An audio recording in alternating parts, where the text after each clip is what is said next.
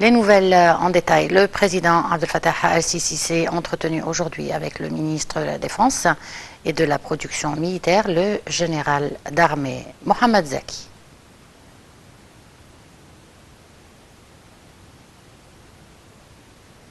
Le président Abdel Fattah al-Sisi a souligné la nécessité de déployer le maximum d'efforts pour préserver la sécurité du continent africain et pour réaliser les aspirations de ces peuples.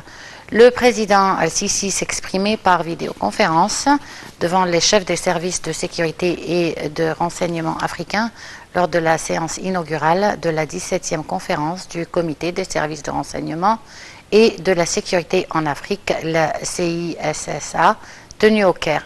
Dans son allocution, le président al-Sisi a salué les délégations participantes à la conférence et a indiqué que la présidence de l'Égypte du comité vise à poursuivre l'action en faveur de l'intégration sécuritaire et à renforcer les capacités des pays africains face aux défis menaçant le continent.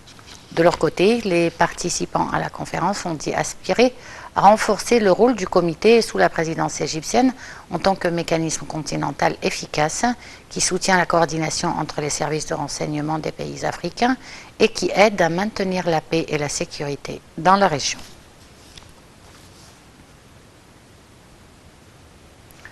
Le président Abdel Fattah al-Sisi a reçu le président de l'Assemblée nationale serbe, Ivica Dačić, en présence du président du Conseil des députés, Hanafi al-Gebeli.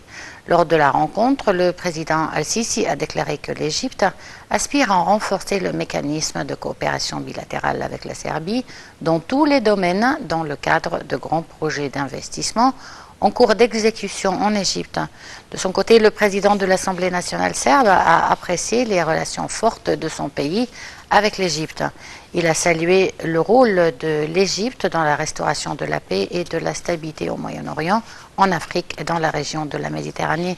M. Dačić a également salué les développements économiques réalisés en Égypte sous la direction du président al-Sisi et a souligné que son pays tient à renforcer ses relations avec l'Égypte et à optimiser la coopération bilatérale, en particulier dans le domaine parlementaire. Lors de la rencontre, les moyens de renforcer les relations bilatérales, notamment dans les domaines de la santé, l'énergie et le tourisme, ont été examinés. La coopération militaire, la lutte contre le terrorisme et l'extrémisme et la migration clandestine ont également fait sujet d'examen. Le ministre des Affaires étrangères, Sameh Shoukry, est attendu à la capitale saoudienne Riyad pour discuter du lancement du mécanisme de consultation politique entre l'Égypte et les pays du Conseil de coopération du Golfe, en présence des chefs de la diplomatie des pays du Conseil de la coopération du Golfe. Le porte-parole du ministère des Affaires étrangères, l'ambassadeur Ahmad Hafez, a déclaré que le mécanisme de consultation politique Égypte-Golfe s'inscrit dans des relations solides reliant l'Égypte et le Golfe. Il a ajouté que le mécanisme reflète le souci des deux parties à la coordination et à la consultation périodique, en particulier face aux défis communs auxquels la région arabe est confrontée.